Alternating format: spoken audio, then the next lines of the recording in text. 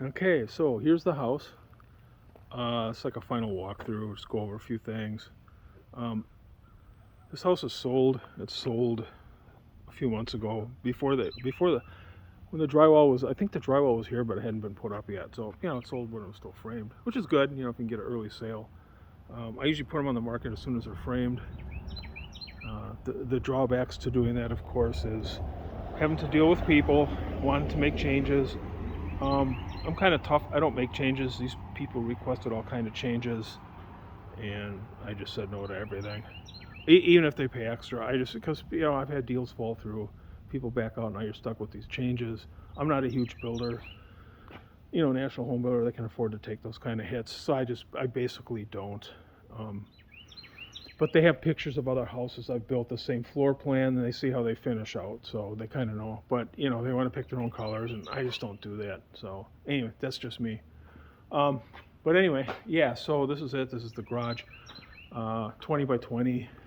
Um, I put a couple windows on this side just because this side faces. Uh, it's not a main street, but the street that feeds this part of the neighborhood, and so just to make it look a little nicer.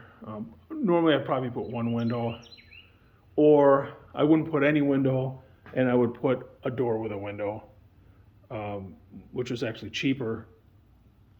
But I just did the two because it looks better from the street, and this whole side of the garage shows. Anyway, yeah, it's stuff to think about. Little stuff. I mean, I didn't have to, but make it look nice. Somebody's going to be living here, so. I didn't drywall the ceiling, obviously. I mean, this is an inexpensive house. This house sold for just over 200,000, 206,000, something like that. Actually, don't remember. Um, no, I built 10 or 15 of these a year. So this one I actually did a lot of the work myself, just to stay busy. Anyway, and you can check out you can go to my channel and then check out other vids if you want to learn about all the different stuff for framing and carpentry and all the trades that I did, and even the trades I didn't do. I give you pointers on how to deal with subs and things to look out for, that sort of thing. Uh, anyway, yeah, so I drywalled, just paint it white. I just use some 1x4 for trim. I also put a base molding, 1x4 base molding in case you wash it out. You're not washing the drywall, but it's just uh, it's just regular 1x4. It's not like molding grade or anything. It's clear. It's just regular 1x4 you'd buy with knots in it. It's good enough for a garage. And then a 16-foot by 7-foot garage door with an opener. One light bulb. It's kind of all you get in this price range. Pretty simple. The colors are Sherwin-Williams. I only use Sherwin-Williams. The body is rare gray. The trim is Casablanca. And then the accents, like the doors, including the garage door, and then also the garage door you can't see it because it's up, but it's here. These brackets are pewter green. These colors are already figured out at Sherwin-Williams. So they have these little booklets or little pamphlets that have like 3 or 4 colors already figured out that go together, and then you decide which one to use for accents. Usually use the darker color for the accents, but you don't have to. Anyway, yeah, so I that's how I pick my colors, because they've already figured out which colors go together. And I use this color on most of my houses, actually. People like it. And then a small basic deck in the back, nothing fancy, because I think they're going to be tearing this out. I know I would, because I'd have a big deck back here, but you got to give them something. It's raised foundation, so you got to have a stairway, so I just give them a little bit. And of course, all the views in the back, so that's where all the windows are. It's a master bedroom, and this is the family room area. Simple 412 pitch, no gables, no nothing. Just keep it simple, keep it cheap. This one's, well, technically it's on the golf course, but it's a pond for the golf course. But they don't care if like this neighbor here, he cut his grass all the way to the pond. I'm sure whoever is going to be living here will do the same thing. I know I would, even though the property line ends here. You can see the flag here and the flag here, but like I said, you can cut all the way and basically enjoy the use of the pond, go fishing, whatever you want to do. There's a bunch of ponds in the subdivision, and they all have fish in them.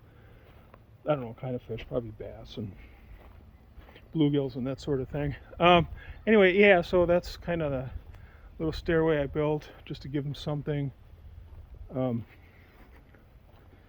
Let's see, what else? I think that's kind of about it on. Oh, I washed the garage floor, so that's why they're doing a walkthrough, a final walkthrough. We're supposed to close in a couple days. I think they're doing a final walkthrough tomorrow. So I needed everything to be done, all the landscaping and everything. Anyway, yeah, so that's the front. Use a 1x10 up above, and then staggered shingles, hardy shingles. Above that, the brackets I made myself. We just whipped them together on the job site. I did do the framing myself, but I paid somebody to do the siding. I don't like doing hardy siding. And these guys are real fast. They're framers too, but I just contracted them just to do the siding on this because I just didn't feel like doing it. And after framing it, it was enough. Front porch. Let's see, over here on the side, I'll put the air conditioner over here so nobody really sees it. And then the service panel. I got outside service panel. You can do that here. I don't know if it's allowed everywhere because there was really no room to put it. I didn't want it like in a bedroom or something, so in the master bedroom. So, and the power's in the back, so I need to keep it towards the back. Otherwise, the electrician charges more money. Anyway, yeah. So you put all that stuff on the side with where it doesn't show, and you always want to put the air conditioner outside of a room where. You don't want it like right outside the master bedroom or right outside the family room. I mean, sometimes you don't have a choice. This one's outside the master bathroom. So if you're in the master bedroom, you're not going to hear it. They're pretty quiet anyway. I mean, even when you're standing right where it is, you don't really hear it that much. But it's something to think about, when you're placing it. And you need to know that when you're framing, because after framing, because when your HVAC guy comes in, your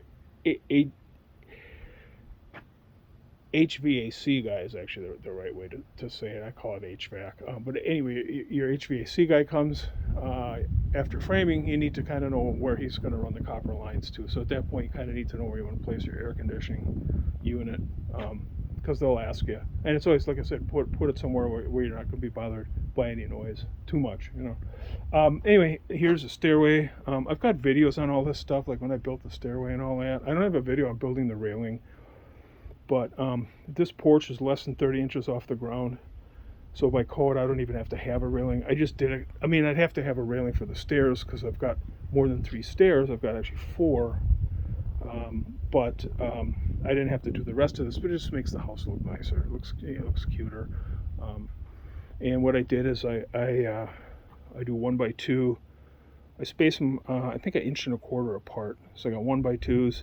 And 1x4s. Now these 1x2s, I ripped them out of 1x6 because the 1x2s you buy, they're kind of, they're not usually that nice, and then the edges are always all rounded, and I don't like that. I like the nice square, sharp edges to match the 1x4. So I just ripped them out. I bought some 1x6 and 1x4, and I ripped the 1x2s, and then I spaced them. So I got 3 1x4s and then 2 1x2s, 3 like that. And then here, I think this is was a 2x4 on the bottom, and then I think I ripped this around 2.25 inches wide, also out of 1x6, 2.25 or 2.5, I don't remember. I think 2.25.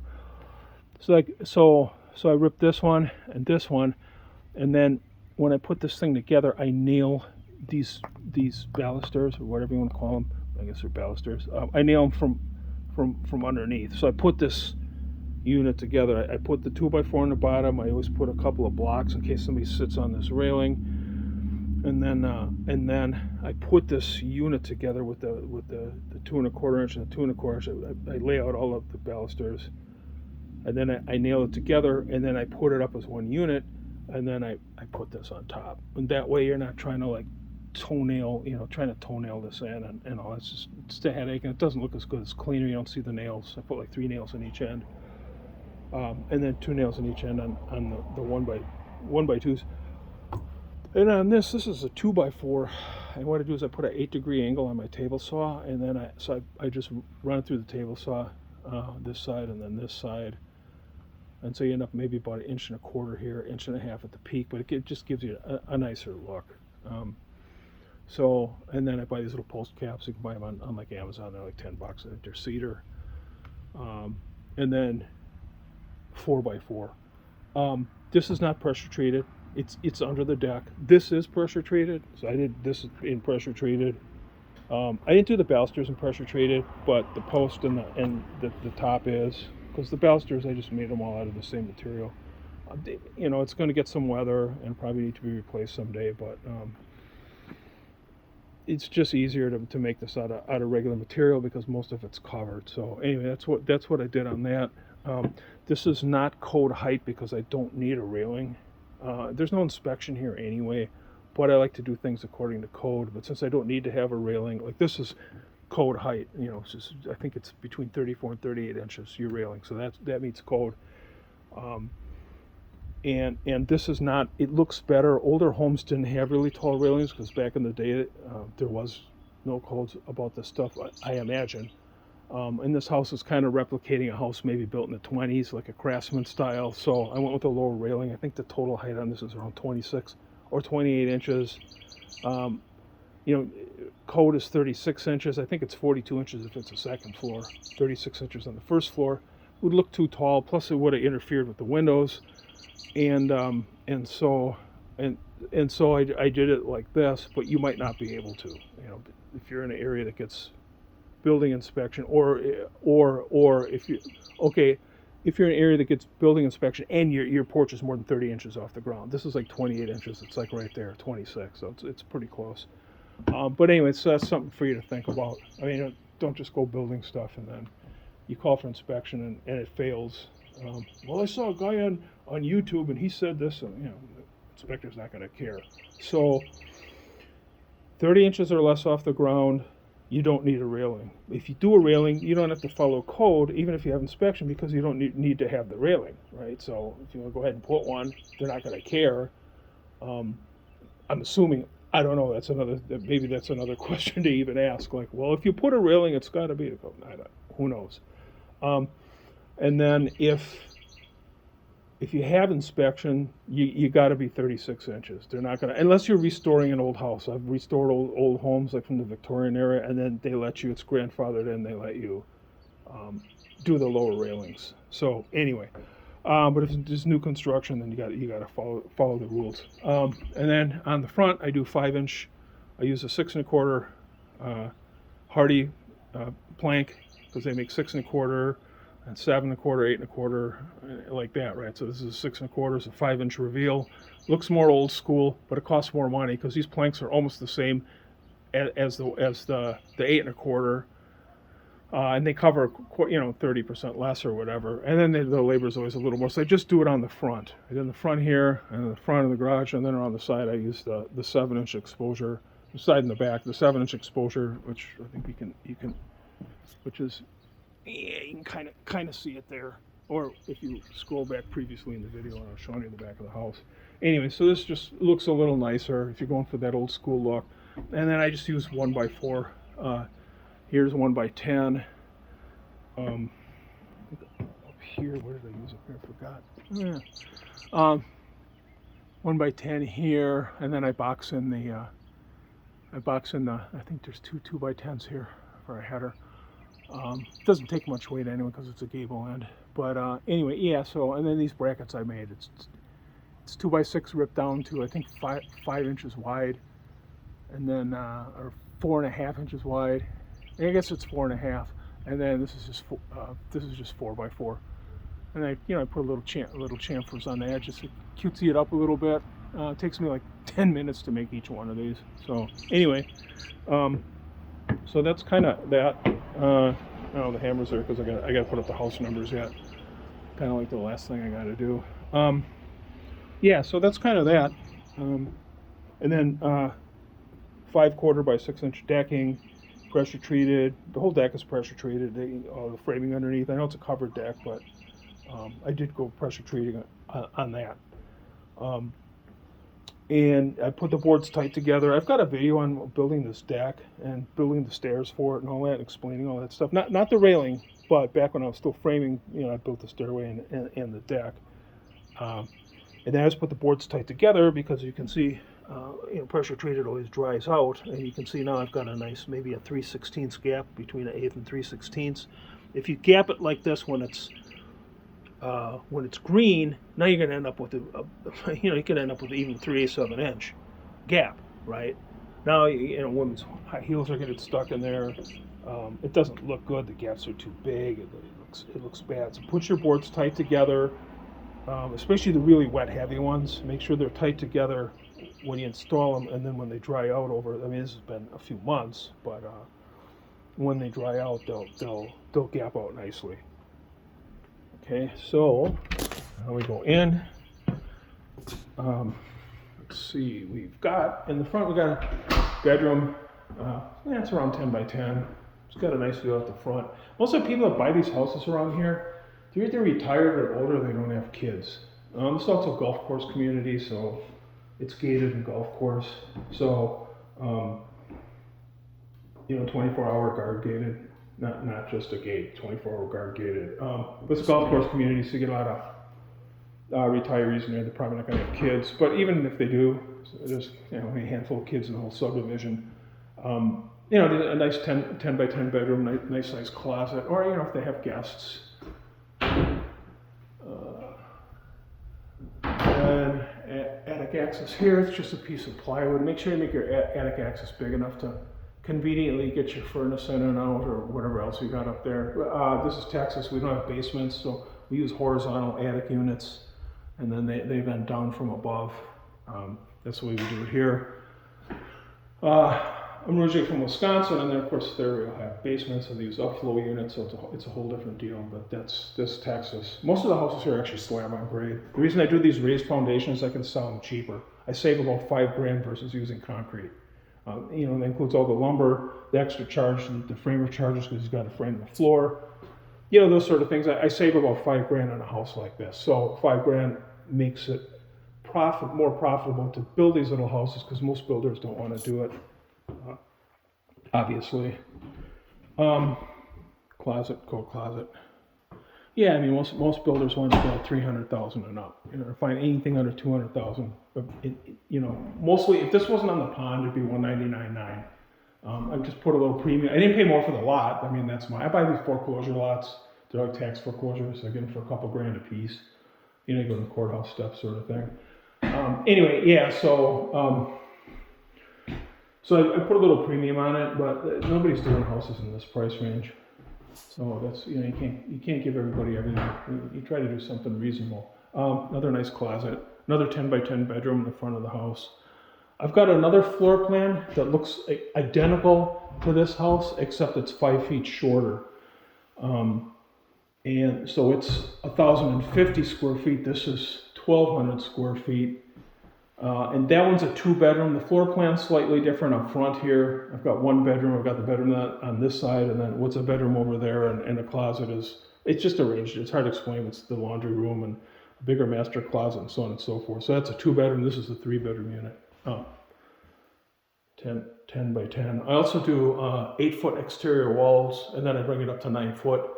Saves money on studs, and because 8-foot 2x4s are cheaper. And saves money on drywall, and it saves money on siding and all that. So it's a little cheaper to do it this way, and nobody really cares. It gives you all the benefits of 9-foot ceilings. Something to think about. If you're building, especially if you're building for resale, is you make your exterior walls a little shorter. And then we've got full bath here. Home Depot tile. I buy these at Home Depot. There's not enough tile in this place to go to like Floor and Decor, so which is a tile store here, big tile store, or you can go to a supplier where basically only the trades go. So I just go to Home Depot, and this stuff's like $1.30 or $1.40 a square foot, real neutral. And then I put a bullnose. I put a bullnose around the edge. I do the tile. All right, I mean I did in this house. Anyway, otherwise I've got tile guys. But I do a bullnose. They're $3 a piece for the bullnose. It gives it a much nicer look, and it's nice, a nice clean edge. Tall bars, and the plumber pays for all the fixtures. The only thing I buy are the sinks. So I buy these lab sinks and the kitchen sink, but the plumber supplies everything else: the tubs, all the trim and stuff for the showers, the toilets, the hot water heater, all that. House like this, I pay about $10,000 for plumbing, all the labor, and then all the materials that he supplies. Like I said, I only buy the sinks, and these things they're like $50, $60 a piece. Kitchen sinks, I think $150, stainless steel. Anyway, and then all these are stock cabinets. They're RTA, meaning ready to assemble. So actually, this comes all as one unit, but you have to put it together. But most of them come as in 3-inch increments. So you've got like 12-inch wide cabinets, or 9-inch wide, or 15 or 18 or 21, 24, like that. So they come in increments, and that's how you make up your what you need, and then what doesn't work out, because you're working in 3-inch increments. You need to make up an inch or two. You buy these filler strips, which are like 1x6. They come either as a 3-inch wide or 6-inch wide piece, and then they're finished like the cabinets, and then you rip them to whatever size you need. So maybe I need 1 inch here, and then this cabinet starts because I need it to have an even space on each side of the window, for example. Or down here, I needed room so that you can open this. So here I ripped this. I think this is like a 3.5 inch, and this is 4 inch. So you can rip them as you need them to make up whatever you need to do for your layout. And I've got my videos on cabinet install, so you can watch those if you want to know the details. Let's see. In here is this is agreeable gray. It's a Sherwin-Williams color. It's the most popular color in the country, according to Sherwin-Williams. I guess that's what the big national home builders are using. So I'm not into gray myself, but that's what people want now. So I just go with the flow, give them what they want. What else? Oh, countertop, granite. This is white ornamental. It's a level 1 color. When I was doing more beige stuff, a few years back and before, when beige was in, or earth tones, or whatever you want to call it, then I was using Santa Cecilia, which is also a level 1 color. Granite is priced by levels. Level 1 is less expensive. So all the granite in this house was $3,000. That's labor and everything. So if you have more expensive colors, the labor is the same, but it's going to cost you more for the granite. And granite can get pretty expensive. So this was 2 slabs. I think that the slabs were, I don't remember how much. I didn't buy the slabs. I just pay the guy to include everything. But I kind of know what this stuff costs. But anyway, this white ornamental, it goes with the gray real well, and it looks really like a white version of the Santa Cecilia. I mean, they look very similar, except this is a whiter color, whereas the other one has more golds and browns in it. Anyway, yeah. So that's the granite. And like I said, I'm building for resale, so I stick with a level 1 color. Nobody cares. Nobody's going to know. The only time people care is if they're buying real expensive houses. And then, of course, they want more high-end looking stuff. Neutral tile, again, bought that at Home Depot. It's like $4 a square foot. There's 4 pieces in a square foot. So they're 3-inch by 12-inch. So they're basically $1 a piece. Now, there's no bullnose here, so what I did is I just turn one this way, and then I take the grout when I'm grouting, and then I just do this with the putty knife, and it makes it kind of look like a bullnose. Let's see. Appliances.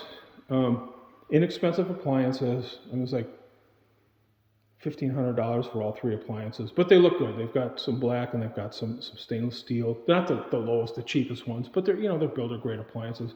I always run all my appliances before the owners take possession, especially like the oven. I put it on the highest setting, which is like 550, and then I turn on for like an hour, because there's like a stink. There's always that smell. It burns. I don't know. It's the oils when they manufacture. I don't know what it is. I just want that smell out. I don't want somebody to turn on the oven to use it. They just move into the house, and it stinks the whole house up. You got to open the doors to get the smell out. Same thing with your furnace, whether it's a gas furnace or like here we use electric, because in the subdivision they don't have gas, so propane is out of the question. It's too expensive. So anyway, so we use electric furnace. Same thing. They always have that smell. So the air conditioner doesn't, but the furnace does. So even if it's July or August, so it's 100 degrees out, I still run the furnace for a half an hour to an hour, just to get that smell out. So when people go to use it, it doesn't stink up the house. And of course I use the microwave just to make sure that it's working. Run the dishwasher, a couple cycles in the dishwasher.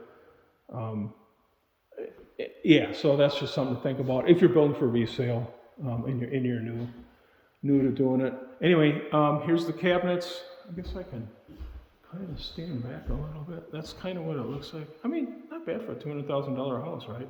The crown molding, I don't use the one from the cabinet company. They're like 80 bucks a piece for an 8-footer. So I just buy regular, cheapo, finger jointed pine. The hand is making the camera, but yeah. And then I just have the painters paint it. They color match on a computer, color match. It's never exact, but it's close.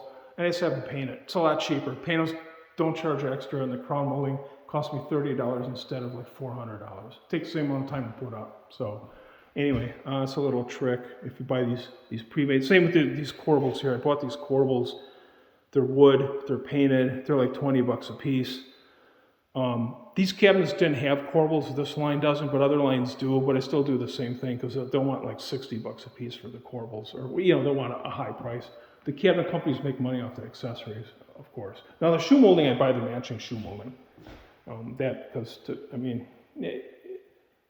It's too important to try to color match that. So, and the shoe molding's not that much. I think an 8-foot piece is, I don't know, it's 15 bucks or something. I mean, it's more than if you just bought the painted one, but anyway, yeah. So, and then trim 1x6 with the shoe molding on top, MDF.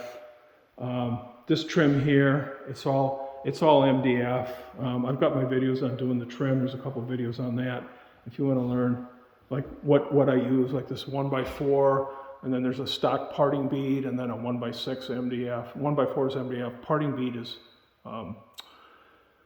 finger jointed pine, and then a cove mold or a bed mold, not a cove mold, a bed mold, 1 3/4 bed mold, which is finger jointed pine. And I just kind of put it together. It gives it that old school look without spending a lot of money. Whether you do the trim yourself or which I did on this house. I kind of did this whole house as much as I could by myself, and then just recorded all of it in stages, and then explained it all, just to put out my 40 plus years since the 70s. I mean, I started when I was in grade school. I mean, I was already like doing work for people, whatever I could do at 13 or 14 years old. So I've got a lot of experience in all different aspects of construction: new home construction, new home remodeling, commercial remodeling, commercial new construction, flipping, rental properties. I mean, all kinds of stuff, all different kinds of construction. So I'm just trying to pass it on, and I do like to do some work. So I don't usually do this much, but it was kind of a lengthy process. It's definitely not time efficient for one 60-something-year-old guy to be framing and doing all this different stuff. But it's okay. I probably won't do it again for a while. I'll still do I like to do the cabinets, that sort of thing.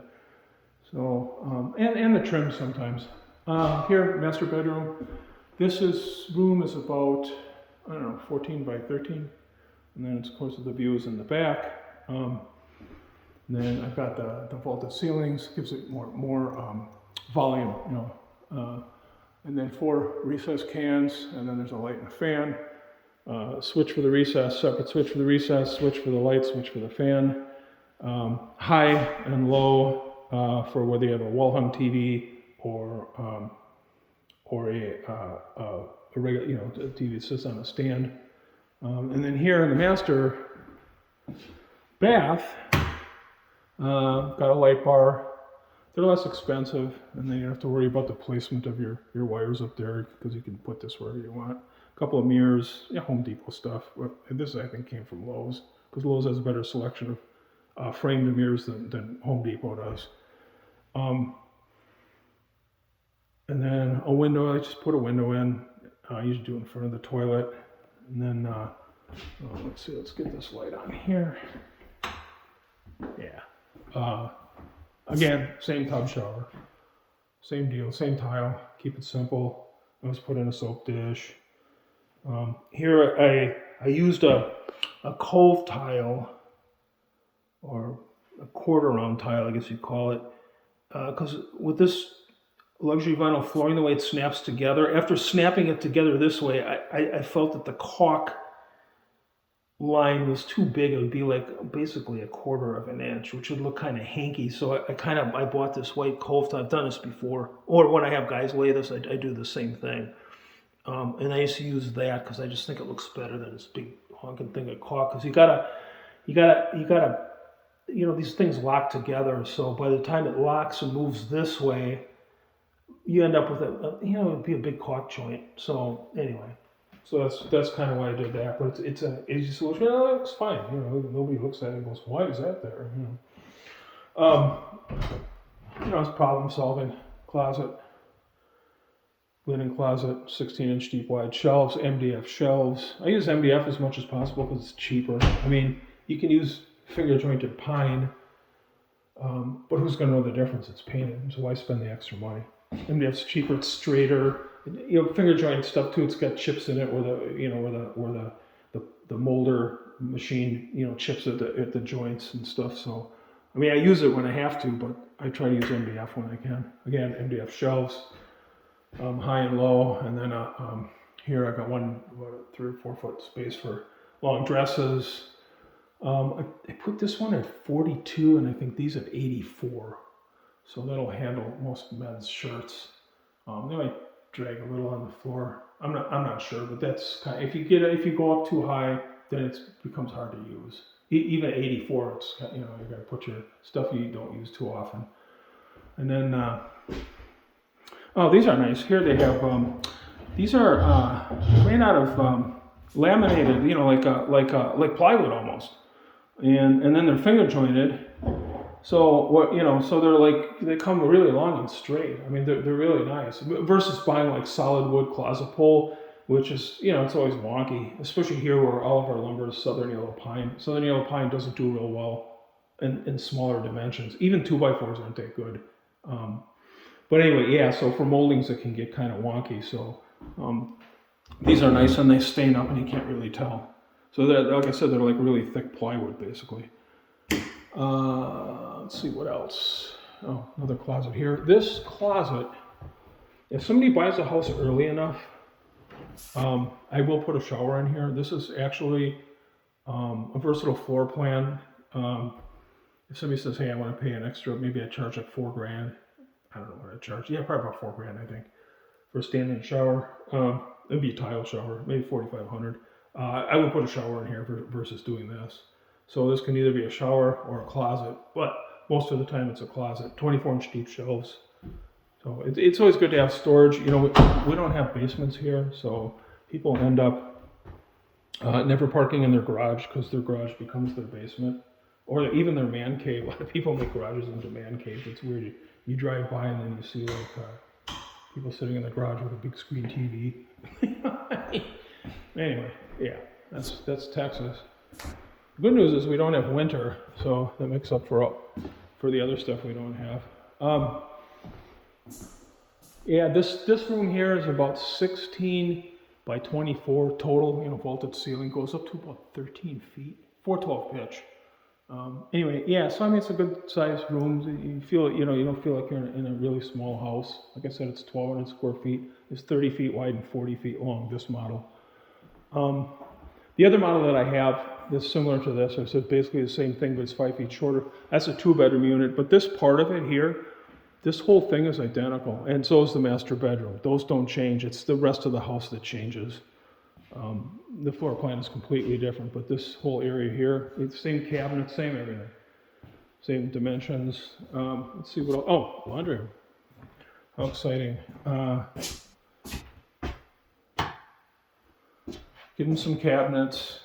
I keep the cabinets up about 55 or 56 inches, a little higher than in the kitchen, because if you got a top load and you go to lift the lid up, you don't want the cabinets to be in the way. So I do these up a couple inches higher, make sure that the lid fits under.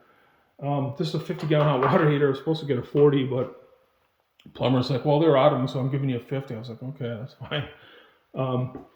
You could put the hot water heater in the attic. A lot of people do that here in Texas, but or if you have an attached garage, I put them in the garage. But I don't like doing that. I did it on a few houses. I built a house in a high-end subdivision a couple years ago, and the neighbor across the street, beautiful 6,000 square foot house, tile roof, everything real nice. And the hot water heater, they were gone on vacation, the hot water heater ruptured or whatever happened. up in the attic and went through 2 floors and did a hell of a lot of damage because they had me come in.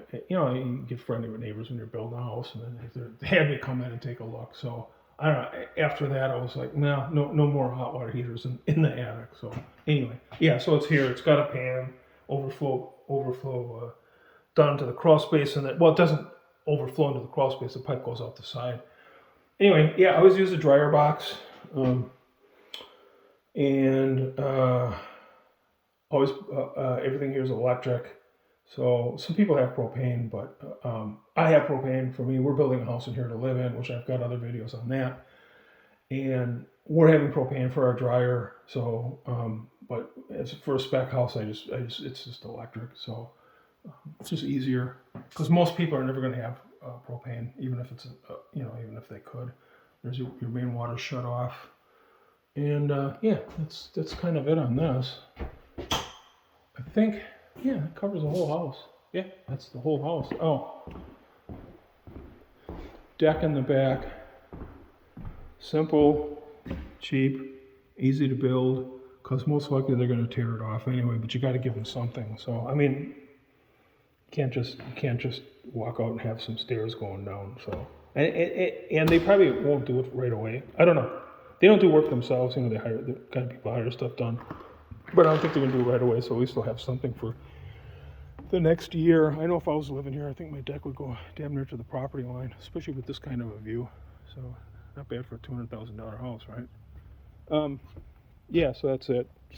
Piece of 5/4 on the top. And I built this deck, it was last week.